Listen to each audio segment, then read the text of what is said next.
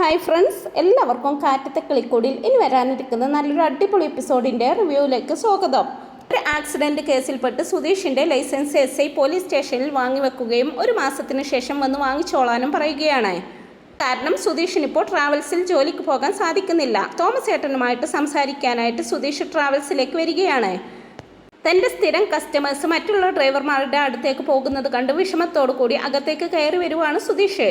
സുധീഷിനെ കണ്ട് ഒരു സ്റ്റാഫ് ചോദിക്കുന്നുണ്ട്, എന്താ സുധീഷ് ഈ വഴിയൊക്കെ? കുറച്ച് നാളത്തേക്ക് നിനക്ക് ഇവിടെ ജോലിയില്ലല്ലോ. ഒരു സ്റ്റാഫ് ചോദിക്കുന്നു, ജോലിയില്ലേ, എന്ത് പറ്റി?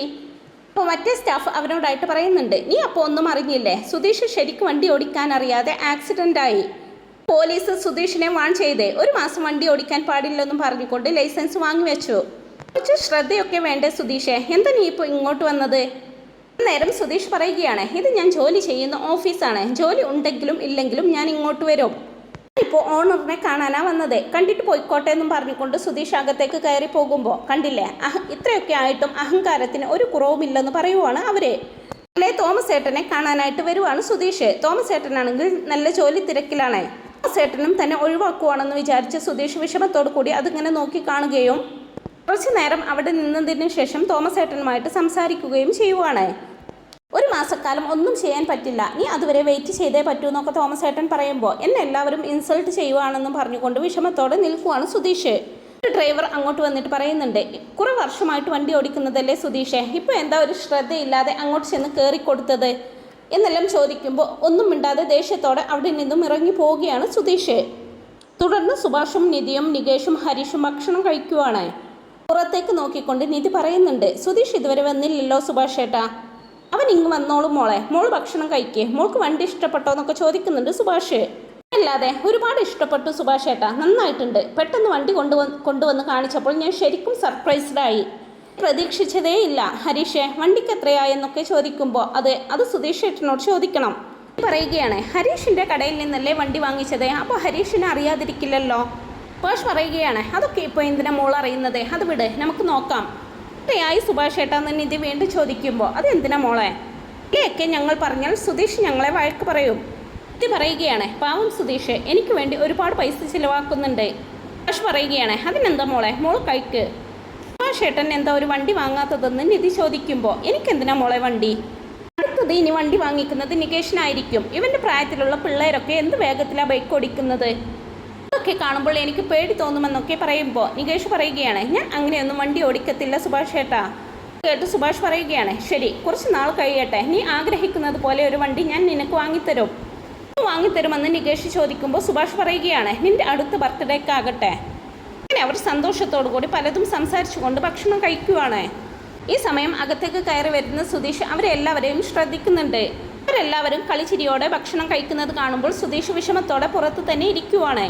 സമയം അവിടേക്ക് വന്ന ഭാസ്കരൻ ചോദിക്കുന്നുണ്ട്, എന്താ സാർ അകത്തേക്ക് പോയില്ലേ, ഇവിടെ തന്നെ അങ്ങ് ഇരുന്നല്ലോ, നടക്കുന്നതൊക്കെ ഞാനും കാണുന്നുണ്ടടാ. വീട്ടിൽ ആരും നിനക്കൊരു വിലയും തരുന്നില്ല അല്ലേ, മോളെ വണ്ടി ഓടിക്കാൻ പഠിപ്പിക്കാൻ പോയി, അവൾ വേണ്ടെന്ന് പറഞ്ഞപ്പോൾ അത് കേട്ട് ഇവരെല്ലാവരും മിണ്ടാതെ നിന്നില്ലേ, ആ പെണ്ണിൻ്റെ കൂടെ നീ ജീവിക്കണമെന്ന് ഇവർക്കാർക്കും ഒരു ആഗ്രഹമില്ലെന്നേ, നിങ്ങളെന്താ എന്നെ എരി കയറ്റുവാണോ എന്ന് സുധീഷ് ചോദിക്കുമ്പോൾ പിന്നെ നടക്കുന്നതെല്ലാം ഞാൻ കണ്ടുകൊണ്ടിരിക്കുവല്ലേ, കണ്ണു കെട്ടിയൊന്നുമല്ലല്ലോ ഇരിക്കുന്നത്, നിന്റെ ചേട്ടൻ നീ വരാതെ സാധാരണ ഭക്ഷണം കഴിക്കാറില്ലായിരുന്നല്ലോ, ഇപ്പോൾ കണ്ടോ, നീ വന്നാലെന്താ വന്നില്ലെങ്കിലെന്താ എന്നൊക്കെ പറഞ്ഞുകൊണ്ട് അവർ കളിച്ചിരിയോടെ ഭക്ഷണം കഴിക്കുന്നത്. ഇങ്ങനെ പോയാൽ നിൻ്റെയും എൻ്റെയും അവസ്ഥ ഒരുപോലെ ആകുമടാ. നിൻ്റെ ജോലിയും പോയില്ലേ, നിൻ്റെ ഭാര്യ നിനക്ക് ഒരു വിലയും തരുന്നില്ല, നിൻ്റെ ഭാര്യയാണെന്നുള്ള ചിന്ത നിനക്കുമില്ലല്ലോ, നിൻ്റെ അവസ്ഥ ഓർക്കുമ്പോൾ എനിക്ക് ശരിക്കും വിഷമം വരുന്നുണ്ട്, എനിക്ക് നിന്നോട് സഹതാപമേ ഉള്ളൂ എന്നൊക്കെ ഭാസ്കരൻ പറയുമ്പോൾ ദേഷ്യത്തോടു കൂടി സുധീഷ് പറയുന്നുണ്ട്, അത് സമാധാനമില്ലല്ലോ എന്ന് കരുതി വീട്ടിലേക്ക് വന്നാൽ ഇവിടെ അതിലും വലിയ സമാധാനക്കേട്. ഭാസ്കരൻ പറയുന്നുണ്ട്, നീ വിഷമിക്കാതെടാ, എന്നെ എങ്ങനെയാണോ ഇവിടെ നിന്ന് ഒഴിവാക്കിയത് അതുപോലെ നിന്നെയും ഒരു ദിവസം ഇവരൊഴിവാക്കും. ഈ സൈഡിൽ കട്ടിലിട്ട് കിടക്കുന്നത് പോലെ നീ അപ്പുറത്തെ സൈഡിലും കട്ടിലിട്ട് കിടക്കേണ്ടി വരും. അത്രേ ഉള്ളടാ നിന്റെ ജീവിതം, ഫിനിഷ്. നിങ്ങൾ വാഴാത്ത വീടാണെന്ന് നാട്ടുകാർ പറഞ്ഞ് പെട്ടെന്നൊരു പെണ്ണ് വന്നപ്പോൾ അവർക്ക് സന്തോഷം താങ്ങാൻ കഴിയുന്നില്ല. ആരും അവളെ നിന്റെ ഭാര്യയായിട്ടല്ല കാണുന്നത്, കൂടെ പിറക്കാത്ത സഹോദരിയാണെന്നുള്ള രീതിയിലാണ് അവരുടെ പെരുമാറ്റം. നിങ്ങളായിട്ട് അവളെ അങ്ങ് ദത്തെടുത്തിരിക്കുക, നീ മാത്രമാണ് അവളെ കല്യാണം കഴിച്ചു വന്നതാണെന്നുള്ള ചിന്തയും വെച്ച് നടക്കുന്നത്, അവരാരും അങ്ങനെയല്ല കാണുന്നതെന്നൊക്കെ ഭാസ്കരൻ പറയുമ്പോൾ ദേഷ്യത്തോടു കൂടി സുധീഷ് പറയുന്നുണ്ട്, ഒന്ന് നിർത്തുന്നുണ്ടോ. അത് പറഞ്ഞ് സുധീഷ് അകത്തേക്ക് നോക്കുമ്പോൾ എല്ലാവരും വളരെ സന്തോഷത്തോടു കൂടിയിരുന്ന് ഭക്ഷണം കഴിക്കുന്നതാണ് കാണുന്നത്. തുടർന്ന് ദേഷ്യത്തോടു കൂടി സുധീഷ് അവിടെ നിന്ന് പോവുകയാണ്. തോമസ് ഏട്ടൻ്റെ ഒപ്പം ഒരു ബാറിലേക്ക് ചെന്ന് കണക്കില്ലാത്ത വിധം മദ്യപിക്കുവാണ് സുധീഷ്. സുധീഷ് ഒറ്റ വലിക്ക് മദ്യം കുടിക്കുന്നത് കണ്ട് തോമസ് ഏട്ടൻ പറയുകയാണ്, എടാ പതിയെ, ഒന്നും നിനക്ക് ശീലമുള്ളതല്ലോ, പതിയെ കുടിക്കേ. സുധീഷ് പറയുകയാണ്, കുടിക്കും. ഞാൻ കുടിച്ച് എവിടെയെങ്കിലും ബോധം കെട്ട് വീണാൽ പോലും ചോദിക്കാനും പറയാനും പോലും എനിക്കൊരുത്തനുമില്ലല്ലോ, ആരും അന്വേഷിച്ച് വരികയുമില്ലെന്നൊക്കെ പറയുമ്പോൾ തോമസ് ഏട്ടൻ ചോദിക്കുന്നുണ്ട്, ഇപ്പോൾ എന്താ അതിന് മാത്രം സംഭവിച്ചത്? ഒരു മാസത്തേക്ക് നിനക്ക് ഡ്രൈവിംഗ് ലൈസൻസ് ഇല്ല. ഒരു മാസം നീ പുറത്ത് എവിടെയെങ്കിലും പോയതാണെന്ന് വിചാരിച്ചോ? അതിനുശേഷം നീ വണ്ടി ഓടിച്ച് നന്നായിട്ട് സമ്പാദിക്കടാ, നീ നിൻ്റെ ഭാര്യയോടൊപ്പം സന്തോഷമായിട്ട് കഴിയടാന്നൊക്കെ പറയുമ്പോൾ സുധീഷ് ചോദിക്കുന്നുണ്ട്, ഭാര്യയോ? ആരെ? നിധിയോ? തോമസ് ഏട്ടൻ മാത്രമാണ് പറയുന്നത് അവൾ എൻ്റെ ഭാര്യയാണെന്ന്. പക്ഷെ അവൾ എന്നെ ഭർത്താവായിട്ട് കാണുന്നതേ ഇല്ല. ജോലി കൂടി പോയതോടെ ആരും എനിക്കൊരു വിലയും തരുന്നില്ല. ഭാര്യയ്ക്കും എന്നെ ഇഷ്ടമല്ല, ആർക്കും എന്നെ ഇഷ്ടമല്ല. ജോലിയില്ല, കയ്യിൽ കാശുമില്ല. തോമസ് ഏട്ടന് ഒരു കാര്യം അറിയോ? എൻ്റെ ഭാര്യ എന്നോട് സംസാരിക്കാറേ ഇല്ല. പക്ഷെ വീട്ടിലുള്ള എല്ലാവരോടും നന്നായിട്ട് സംസാരിക്കും. സുഭാഷ് ഏട്ടൻ അവളെ സഹോദരിയായിട്ട് ദത്തെടുത്തു. അവളും എൻ്റെ ചേട്ടനെ കൂടെ പിറന്ന ചേട്ടനായിട്ടാണ് കാണുന്നത്. അവരുടെ സ്നേഹം ഒന്ന് കാണേണ്ടത് തന്നെയാ തോമസ് ഏട്ടാ. നമുക്കങ്ങ് കുളിര് പോരും. ഒക്കെ പോട്ടെ, അനിയൻ നികേഷില്ലേ ഏഴ്ത്തിയായിട്ട് അല്ല, ഇടയ്ക്കൊക്കെ അവളെ അമ്മയായിട്ടാണ് അവൻ കാണുന്നത്. എന്തിനേറെ പറയുന്നു ഹരീഷില്ലേ ആ മുരടൻ, അവനോട് പോലും എന്ത് സ്നേഹമായിട്ടാണ് അവൾ സംസാരിക്കുന്നത്. പക്ഷേ എന്നെ അവൾ അടുപ്പിക്കത്തില്ല. അവളോടൊന്ന് സംസാരിക്കാൻ ചെന്നാൽ പോലും എന്നെ അപമാനിക്കും. എല്ലാവരുടെയും മുമ്പിൽ ഞാൻ അപമാനിതനായിട്ട് നിൽക്കും. എൻ്റെ അച്ഛനില്ലേ, അച്ഛൻ പറയുവാ നിധി ഈ വീട്ടിലെ പെൺകുട്ടിയായി മാറിക്കഴിഞ്ഞെന്ന്. അധികം വൈകാതെ എൻ്റെ ചേട്ടനും അനിയന്മാരും ചേർന്ന് നിധിക്ക് നല്ലൊരു ചെറുക്കനെ കണ്ടുപിടിച്ച് അവനെ കൊണ്ട് അവളെ കല്യാണം കഴിപ്പിക്കുമെന്ന്. അത് കേട്ടിട്ട് എനിക്ക് സഹിക്കാൻ കഴിഞ്ഞില്ല തോമസ് ഏട്ടാന്നും പറഞ്ഞുകൊണ്ട് വീണ്ടും വീണ്ടും മദ്യപിക്കുവാണ് സുധീഷ്. സുധീഷിനെ തടഞ്ഞുകൊണ്ട് തോമസ് ഏട്ടൻ പറയുന്നുണ്ട്, നീ എന്തിനാടാ ഇങ്ങനെ വിഷമിക്കുന്നത്? ഇത് നിൻ്റെ ഭാര്യയാണ്. അവളെ പിന്നെ എങ്ങനെയാ വേറൊരുത്തൻ കല്യാണം കഴിക്കുന്നത്? ഓവറായിട്ട് കുടിച്ചെന്ന് തോന്നുന്നു, അതാ ഇങ്ങനെയൊക്കെ പറയുന്നത്. സുധീഷ് പറയുകയാണ്, ഞാനോ? ഇല്ലില്ല, തോമസ് ഏട്ടന് സത്യം അറിയില്ല. ഞാനുമായിട്ടുള്ള കല്യാണം അത് അവളൊരു കല്യാണമായിട്ട് കണ്ടിട്ടേ ഇല്ല. തോമസ് ഏട്ടൻ ചോദിക്കുന്നുണ്ട്, നീ എന്തൊക്കെയാണ് ഈ പറയുന്നത്? നിങ്ങൾ പ്രണയിച്ച് കല്യാണം കഴിച്ചവരല്ലേ? അവൾ നിന്റെ കൂടെ ഇറങ്ങി വരികയും പോലീസ് സ്റ്റേഷനിൽ വെച്ച് നീ അവളുടെ കഴുത്തിൽ താലി കെട്ടുകയും ചെയ്തിരുന്നില്ലേ? സുധീഷ് പറയുകയാണ്, അതെല്ലാം കള്ളമായിരുന്നു തോമസ് ഏട്ടാ. പക്ഷെ ആ കള്ളത്തിലും കുറച്ച് സത്യങ്ങളുണ്ട്. ഇത് മാത്രം ഇതൊരു കല്യാണമായിട്ട് കാണുന്നില്ലെന്നേ ഉള്ളൂ. പക്ഷെ ഞാനിത് എൻ്റെ സ്വന്തം കല്യാണമായിട്ട് തന്നെയാണ് കാണുന്നത്. എനിക്കൊന്നും മനസ്സിലാവുന്നില്ല. നീ മനസ്സിലാകുന്ന ഭാഷയിൽ പറയടാന്ന് പറയുവാണ് തോമസ് ഏട്ടൻ. സുധീഷ് പറയുകയാണ്, തോമസ് ഏട്ടൻ എന്നെ നിധിയുടെ വീട്ടിലേക്ക് വണ്ടി ഓടിക്കാൻ വിട്ടില്ലേ? അതെ, ആ പെണ്ണിൻ്റെ കല്യാണ ഓട്ടത്തിനല്ലേ നീ പോയതെന്ന് തോമസ് ഏട്ടൻ ചോദിക്കുമ്പോൾ സുധീഷ് പറയുകയാണ്, അതെ, പക്ഷെ ആ കല്യാണം നിധിക്ക് ഇഷ്ടമല്ലായിരുന്നോ? അവൾക്ക് എങ്ങനെയെങ്കിലും ആ കല്യാണത്തിൽ നിന്നും രക്ഷപ്പെടണമായിരുന്നു. എന്നെ ഇവിടെ നിന്ന് കൊണ്ടുപോയി തിരുവനന്തപുരം വരെ ഡ്രോപ്പ് ചെയ്യുമോ എന്ന് അവൾ എന്നോട് ചോദിച്ചു. ഞാൻ ഓക്കെ പറഞ്ഞു. കണ്ട ഉടനെ എനിക്ക് ഇഷ്ടപ്പെട്ട പെണ്ണാണ് അവൾ. ഞങ്ങൾ രാത്രിക്ക് രാത്രി വീട്ടിൽ നിന്നും ഇറങ്ങി. പാതി ദൂരം എത്തിയപ്പോൾ അവളുടെ വീട്ടുകാർ ഞങ്ങളുടെ പിന്നാലെ വരാൻ തുടങ്ങി. അങ്ങനെ പറഞ്ഞ് നടന്ന കാര്യങ്ങളെല്ലാം വിശദമായിട്ട് സുധീഷ് തോമസ് ഏട്ടനോട് പറയുന്നുണ്ട്. തുടർന്ന് പോലീസ് സ്റ്റേഷനിൽ വെച്ച് കല്യാണം നടന്ന കാര്യവും പറയുന്നുണ്ട്. എല്ലാം കേട്ട് തോമസ് ഏട്ടൻ ഞെട്ടിയിരിക്കുമ്പോൾ സുധീഷ് പറയുകയാണ്, ഇങ്ങനെയാണ് ഞങ്ങളുടെ കല്യാണം കഴിഞ്ഞത്. തോമസ് ഏട്ടൻ ചോദിക്കുന്നുണ്ട്, എടാ എന്നിട്ട് നീ ഇതെന്തിനാടാ എന്നിൽ നിന്ന് മറച്ചു വെച്ചത്? സുധീഷ് പറയുകയാണ്, എപ്പോഴെങ്കിലും പറയാമെന്ന് വിചാരിച്ചു. എന്നെങ്കിലും അവൾ എന്നെ സ്നേഹിച്ചു തുടങ്ങുമെന്ന് ഞാൻ വിചാരിച്ചു. ഈ 4 മാസം കൊണ്ട് ഞാൻ എത്ര ശ്രമിച്ചെന്നറിയോ അവളോടൊന്ന് അടുക്കാനായിട്ട്. കുറച്ചൊന്ന് അടുത്തു വരുമ്പോൾ എന്തെങ്കിലും സംഭവിക്കും. പിന്നെയും ഒരുപാട് അകലും. എന്തിനേറെ പറയുന്നു, ഞാൻ നിധിക്ക് ആഗ്രഹിച്ച് ഒരു വണ്ടി വാങ്ങിച്ചു കൊടുത്തു, സ്കൂട്ടർ. അവൾക്കാണെങ്കിൽ അത് ഓടിക്കാൻ അറിയില്ല. പാവം. സ്കൂട്ടർ പഠിപ്പിക്കുന്നതിനിടയിൽ എനിക്ക് അവളോട് പ്രണയമാണെന്ന് അവളെ അറിയിക്കാൻ ഞാൻ ശ്രമിച്ചു. എന്നിട്ട് എന്താ സംഭവിച്ചതെന്നറിയോ തോമസ് ഏട്ടാ? ഞാൻ അവളെ പഠിപ്പിക്കണ്ടെന്ന് പറഞ്ഞു അവള്. എൻ്റെ അനിയൻ നികേഷില്ലേ, അവൻ അവളെ പഠിപ്പിച്ചാൽ മതിയെന്ന് പറഞ്ഞു അവള്. എന്നെ വേണ്ടെന്ന് പറഞ്ഞു അവള്. എൻ്റെ അവസ്ഥ കണ്ടോ തോമസ് ഏട്ടൻ എന്നൊക്കെ പറയുമ്പോൾ തോമസ് ഏട്ടൻ പറയുന്നുണ്ട്, എനിക്കിതൊന്നും അറിയില്ലായിരുന്നല്ലോടാ. നീ കല്യാണം കഴിച്ച് സുഖമായിട്ട് ജീവിക്കുകയാണെന്നല്ലേ ഞാൻ വിചാരിച്ചത്.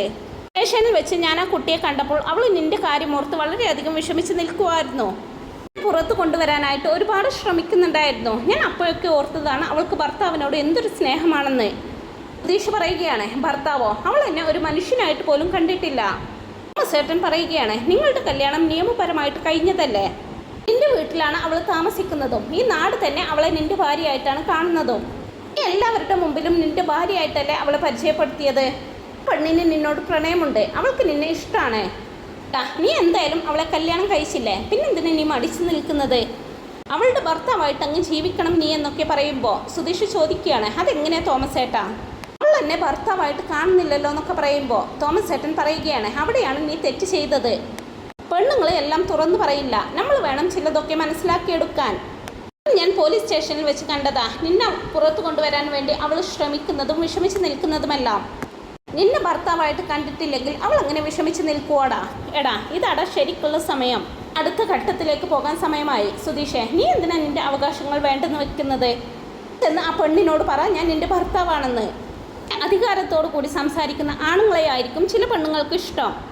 നിന്റെ ഭാര്യ ഇപ്പോൾ ജോലിക്ക് പോകുന്നുണ്ട്, അവിടെ 4 പേരെ കണ്ട് സംസാരിക്കുന്നുണ്ടായിരിക്കും.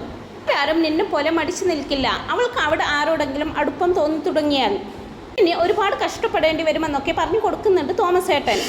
പിന്നീട് അങ്ങനെ മദ്യവെച്ച് ലക്ക് കെട്ട് ക്ലിക്കൂട്ടിലേക്ക് വരുവാണ് സുധീഷ്. ശബ്ദം കേട്ട് ഉറക്കമുണർന്ന ഭാസ്കരൻ ചോദിക്കുന്നുണ്ട്, നീ എന്താടാ കുടിച്ചിട്ടാണോ വന്നത്?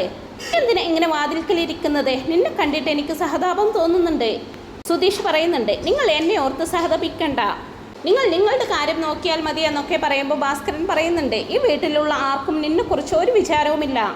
ആ പെൺകുട്ടി ഇവിടെ വന്നപ്പോൾ മുതൽ അതിനെ നിന്റെ ഭാര്യയായിട്ട് ആരെങ്കിലും കണ്ടിട്ടുണ്ടോ? എല്ലാവർക്കും സഹോദരി സ്നേഹമല്ലേ അവളോട്.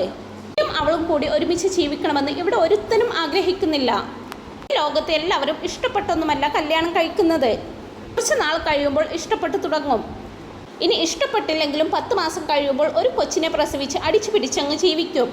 നീ ഇങ്ങനെ ചേട്ടാനിയന്മാരുടെ കൂടെ കിടക്കുന്നതും നിധിയെ ബഹുമാനത്തോടു കൂടി വിളിക്കുന്നതുമൊക്കെ ശരിയാണോ? താലി കെട്ടിയ നിന്റെ ഭാര്യയല്ലേ അവളെ? നിയമപരമായിട്ട് അവൾ നിന്റെ ഭാര്യയാണ്. 2 പേരും ഒരുമിച്ച് ജീവിക്കണ്ടേ? നിങ്ങൾക്കൊരു കുഞ്ഞൊക്കെ വേണ്ടേ? ഇങ്ങനെ ഒതുങ്ങി ജീവിച്ചാൽ ഒരു പെണ്ണിനും നിന്നെ ഇഷ്ടപ്പെടില്ല. ശരിയാകില്ലെന്നും പറഞ്ഞുകൊണ്ട് ഒരു ദിവസം നിന്നോട് ടാറ്റയും കാണിച്ച് അവൾ ഇറങ്ങിപ്പോകും. അവളോട് ഞാൻ അഡ്വൈസ് ചോദിച്ചോന്ന് സുധീഷ് ചോദിക്കുമ്പോൾ അതിന് ആര് നിന്നെ ഉപദേശിച്ചു? വീട്ടിൽ നിനക്ക് നല്ലത് പറഞ്ഞു തരാൻ ആരുമില്ല. അവൾ നിന്റെ ഭാര്യയായിട്ട് ഈ വീട്ടിൽ ഉണ്ടാകണമെന്ന് നീ ആഗ്രഹിച്ചിട്ടുണ്ടെങ്കിൽ നീ ആദ്യം അവളുടെ ഭർത്താവാകണം. ഇങ്ങനെ ഒഴിഞ്ഞു മാറി നടന്നാൽ അവളും നിന്നിൽ നിന്നും അകന്നു പോകും. ഇത്രയേ എനിക്ക് പറയാനുള്ളൂ. പിന്നെല്ലാം നിന്റെ ഇഷ്ടമെന്നൊക്കെ പറയുമ്പോൾ പറയാനുള്ളത് പറഞ്ഞില്ലേ, ഇനി ഉറങ്ങ്. ഭാസ്കരൻ പറയുന്നുണ്ട്, എനിക്ക് പറയാനുള്ളത് ഞാൻ പറഞ്ഞു, ഉള്ളതെല്ലാം നിന്റെ വിധി എന്നും പറഞ്ഞുകൊണ്ട് പാട്ടും പാടി ഭാസ്കരൻ ഉറങ്ങാനായിട്ട് കിടക്കുവാണ്. തുടർന്ന് അകത്തേക്ക് കയറി വരുന്ന സുധീഷ് കാണുകയാണ് നല്ല ഉറക്കത്തിൽ കിടക്കുന്ന സുഭാഷിനെയും ഹരീഷിനെയും നികേഷിനെയും. നിധിയുടെ റൂമിനരികിലേക്ക് വന്ന് സുധീഷ് ഇങ്ങനെ ഓർക്കുകയാണ് നിധി പലപ്പോഴായിട്ട് തന്നോട് ദേഷ്യപ്പെട്ടതൊക്കെ. തുടർന്ന് നിധിയുടെ റൂമിലേക്ക് കയറി വാതിലടിച്ച് കുറ്റിയിടുവാണ് സുധീഷ്. ഒന്നും അറിയാതെ നല്ല ഉറക്കത്തിൽ കിടക്കുകയാണ് നിധി. നിധിയെ നോക്കിക്കൊണ്ട് സുധീഷ് ഇങ്ങനെ മനസ്സിൽ പറയുന്നുണ്ട്, നിധി നിന്റെ ഭാര്യയാണ്, അവളുടെ മേൽ നിനക്ക് അധികാരങ്ങളും അവകാശങ്ങളുമുണ്ട്. നീ എന്തിനാ ഇത്രമാത്രം ആലോചിക്കുന്നത്? ഭർത്താവ് എന്ന അവകാശത്തോടു കൂടി നീ പെരുമാറിയില്ലെങ്കിൽ അവൾ ഒരിക്കലും നിന്റെ ഭാര്യയായിട്ട് ഇവിടെ കാണില്ല. അയാൾ പറഞ്ഞതുപോലെ നീ ഒഴിഞ്ഞു മാറി നടന്നാൽ ഇവൾ നിന്നിൽ നിന്നും ഒരുപാട് അകന്നു പോകും. നിനക്ക് നിധിയെ ഇഷ്ടമല്ലേ? ഇവൾ നിന്റെ ഭാര്യയല്ലേ? പിന്നെന്തിനാ നീ ഇങ്ങനെ ഒരുപാട് ആലോചിക്കാൻ നിൽക്കുന്നത്? ഇങ്ങനെ സുധീഷ് നിധിയോടൊപ്പം ബെഡിലേക്ക് കിടക്കുവാണ്. സുധീഷ് നിധിയെ തന്നെ നോക്കിക്കൊണ്ടിരിക്കുവാണ്. പെട്ടെന്ന് സുധീഷിനെ കണ്ട് ഞെട്ടി എഴുന്നേൽക്കുവാണ് നിധി. വീട്ടിലോടുകൂടി നിങ്ങളെന്താ ഇവിടെ? നിങ്ങളിവിടെ എന്ത് ചെയ്യുവാണെന്നൊക്കെ നിധി ചോദിക്കുമ്പോൾ സുധീഷ് എഴുന്നേറ്റിരുന്നു കൊണ്ട് പറയുന്നുണ്ട്, എന്തിനാ നിധി ഇങ്ങനെ ബഹളം വയ്ക്കുന്നത്? ഞാൻ വേറെ ആരുമല്ലല്ലോ, നിന്റെ ഭർത്താവല്ലേ? കല്യാണം കഴിഞ്ഞതാ, പിന്നെ ഞാൻ എന്തിനാ പുറത്ത് കിടക്കുന്നത്? ഇനി ഇവിടെയാ കിടക്കുന്നത്. ഇനി എനിക്ക് എൻ്റെ ചേട്ടൻ്റെയും അനുജന്മാരുടെയും കൂടെ ഹോളിൽ നിലത്ത് കിടക്കാൻ പറ്റത്തില്ല. ഞാൻ ഇനി ഇവിടെ നിന്റെ ഒപ്പം ഈ റൂമിലായിരിക്കും കിടക്കുക. അങ്ങനെ ആടിക്കുഴഞ്ഞു കൊണ്ട് പറയുവാണ്. സുധീഷ് മദ്യപിച്ചിട്ടുണ്ടെന്ന് നിധിക്ക് മനസ്സിലാവുന്നുണ്ട്. സുധീഷ് ബെഡിലേക്ക് കിടക്കുമ്പോൾ അവിടെ നിന്ന് എണീറ്റ് ലൈറ്റ് ഓൺ ചെയ്തുകൊണ്ട് നിധി ഉറക്കെ പറയുന്നുണ്ട്, സുധീഷ് ഇവിടെ നിന്ന് ഇറങ്ങിപ്പോന്നൊക്കെ പറയുമ്പോൾ ഞാൻ എന്തിനാ ഇവിടെ നിന്ന് പോകുന്നതെന്ന് ചോദിക്കുന്നുണ്ട് സുധീഷ്. എന്നിട്ട് പോകാനാണ് പറഞ്ഞതെന്ന് നിധി വീണ്ടും പറയുമ്പോൾ ഞാൻ എന്തിനാ എണീറ്റ് റൂമിന് പുറത്തേക്ക് പോകണം? ഇപ്പോൾ നോക്കിയാലും നിധി എന്തിനാ എന്നെ ഒഴിവാക്കുന്നത്? പുറത്ത് പോകുന്ന നിധി പറയുമ്പോൾ സുധീഷ് പറയുകയാണ്, പറ്റില്ല, ഞാൻ ഇവിടെയാണ് കിടക്കുന്നത്. എന്ത് ചെയ്യും നീ? റോഡിൽ പോകുന്നവനെ വഴക്ക് പറയുന്നത് പോലെയാണല്ലോ നിധി എന്നോട് ദേഷ്യപ്പെടുന്നത്. നിധിയുടെ ഭർത്താവാ, ഭാര്യയോടൊപ്പമല്ലേ ഭർത്താവ് കിടക്കേണ്ടത്? പോകില്ലെന്നൊക്കെ പറയുമ്പോൾ നിധി ചോദിക്കുന്നുണ്ട്, സുധീഷേ എന്തു പറ്റി ഇങ്ങനെയൊക്കെ ബിഹേവ് ചെയ്യുന്നത്? മര്യാദയ്ക്ക് ഇറങ്ങിപ്പോ പ്ലീസ്. അങ്ങോട്ട് വരാമെന്നും പറഞ്ഞുകൊണ്ട് സുധീഷ് നിധിയുടെ അരികിലേക്ക് വരുമ്പോൾ നിധി ഭയന്നുകൊണ്ട് പിറകിലേക്ക് മാറുവാണ്. സുധീഷ് ചോദിക്കുന്നുണ്ട്, നീ എന്തിനാ ഇപ്പോൾ പിന്നിലേക്ക് പോകുന്നത്? എന്നെ കണ്ടാൽ ഭൂതത്തെ പോലെയോ പ്രേതത്തെ പോലെയോ ഒക്കെ തോന്നുന്നുണ്ടോ? 2 സ്റ്റെപ്പ് മുന്നിലേക്ക് വരുമ്പോൾ നീ 4 സ്റ്റെപ്പ് പിന്നിലേക്ക് പോവുകയാണല്ലോ. എൻ്റെ ഭാര്യയാണ്, നിന്റെ കഴുത്തിൽ ഞാൻ കെട്ടിയ താലിയുണ്ട്. നിയമപരമായിട്ട് നമ്മൾ 2 പേരും ഭാര്യയും ഭർത്താവുമാണ്. പിന്നെ ഞാൻ അടുത്ത് വരുമ്പോൾ നീ എന്തിനാ ഇങ്ങനെ ഭയപ്പെടുന്നത്? ഇതേ നോക്കി നിധി, ഞാൻ ഇനി ഈ റൂമിലാണ് കിടക്കുന്നതെന്നൊക്കെ പറയുമ്പോൾ നിധി ചോദിക്കുന്നു, സുധീഷ് എന്തൊക്കെയായി പറയുന്നത്? അതൊക്കെ ഇറങ്ങിപ്പോ, പോകാൻ പറ്റില്ലെന്ന് പറഞ്ഞില്ലേ എന്ന് സുധീഷ് പറയുമ്പോൾ എങ്കിൽ ശരി, ഞാൻ പുറത്തു പോയിക്കോളാമെന്ന് പറഞ്ഞുകൊണ്ട് നിധി വാതിൽ തുറക്കാനായിട്ട് തുടങ്ങുമ്പോൾ നിധിയുടെ മുന്നിലേക്ക് കയറി നിൽക്കുവാണ് സുധീഷ്. എനിക്ക് പുറത്തു പോകാൻ പറ്റില്ലെന്ന് സുധീഷ് പറയുമ്പോൾ സുധീഷിന് നേർക്ക് വിരൽ ചൂണ്ടിക്കൊണ്ട് നിധി പറയുന്നുണ്ട്, ആവശ്യമില്ലാത്ത കാര്യമാണ് സുധീഷ് ചെയ്യുന്നത്, മര്യാദക്ക് മുന്നിൽ നിന്ന് മാറാൻ പറ്റില്ലെന്ന് സുധീഷ് പറയുമ്പോൾ നിധി കരഞ്ഞുകൊണ്ട് ഉറക്കെ സുഭാഷ് ഏട്ടനെ വിളിക്കുന്നുണ്ട്. സുധീഷ് പറയുകയാണ്, തുടങ്ങി, സുഭാഷ് ഏട്ടനെ എന്തിനാ നീ ഇപ്പോൾ വിളിക്കുന്നത്? പറയുന്നു, കഥക്ക് തുറക്കാനല്ലേ സുധീഷിനോട് ഞാൻ പറഞ്ഞത്. തുറക്കാൻ പറ്റില്ല നിധി എന്ന് സുധീഷ് പറയുമ്പോൾ പൊട്ടിക്കരഞ്ഞുകൊണ്ട് സുഭാഷ് ഏട്ടനെ വിളിക്കുന്നുണ്ട് നിധി. സുഭാഷ് ഏട്ടാ, ഒന്ന് ഓടി വാ, ഒന്ന് കഥക്ക് തുറക്കാൻ പറ. സുധീഷ് ദേഷ്യത്തോടു കൂടി കഥക് ലോക്ക് ചെയ്യുവാണ്. ഭയത്തോടു കൂടി നിധി ചോദിക്കുന്നുണ്ട്, എന്തിനാ സുധീഷ് ഇപ്പം കഥക് ലോക്ക് ചെയ്തത്? സുഭാഷ് ഏട്ടാ, ഒന്ന് ഓടി വാ പ്ലീസ്, സുഭാഷ് ഏട്ടാ ഓടി വാ. നിധിയുടെ കരച്ചിൽ കേട്ട് നിധി എന്ന് വിളിച്ച് അവിടെ നിന്ന് എണീറ്റ് സുഭാഷ് ഹരീഷിനെയും നികേഷിനെയും തട്ടി വിളിക്കുന്നുണ്ട്. എഴുന്നേൽക്കടാ, നിധി ബഹളം വെക്കുന്നുണ്ട്, എന്താണെന്ന് അറിയില്ലെന്നൊക്കെ പറഞ്ഞ് അവരെ രണ്ടുപേരെയും തട്ടി വിളിക്കുന്നുണ്ട് സുഭാഷ്. തുടർന്ന് സുഭാഷ് കഥകിൻ്റെ അരികിലേക്ക് വന്ന് നിധിയെ വിളിക്കുന്നുണ്ട്. ഹരീഷും നികേഷും വാതിലിനരികിലേക്ക് ഓടി വരികയാണ്. അവരുടെ ശബ്ദം കേട്ട് ദേഷ്യത്തോടു കൂടി നിൽക്കുവാണ് സുധീഷ്. നിധി പൊട്ടിക്കരഞ്ഞുകൊണ്ട് സുഭാഷ് ഏട്ടനെ വിളിക്കുകയും ചെയ്യുന്നുണ്ട്. കഥക് പൂട്ടിയിരിക്കുവാണെന്ന് സുഭാഷ് പറയുമ്പോൾ എന്ത് പറ്റിയെടുത്തി എന്ന് ചോദിക്കുന്നുണ്ട് നികേഷും. നിധി കരഞ്ഞുകൊണ്ട് പറയുന്നുണ്ട്, സുഭാഷ് ഏട്ടാ, സുധീഷ് അകത്ത് കയറുമെന്ന് കഥക് ലോക്ക് ചെയ്തിരിക്കുക. എന്നിട്ട് എല്ലാവരും ഞെട്ടി നിൽക്കുമ്പോൾ നിധി വീണ്ടും പറയുന്നുണ്ട്, സുധീഷ് എന്നെ പുറത്തേക്ക് വിടുന്നില്ല.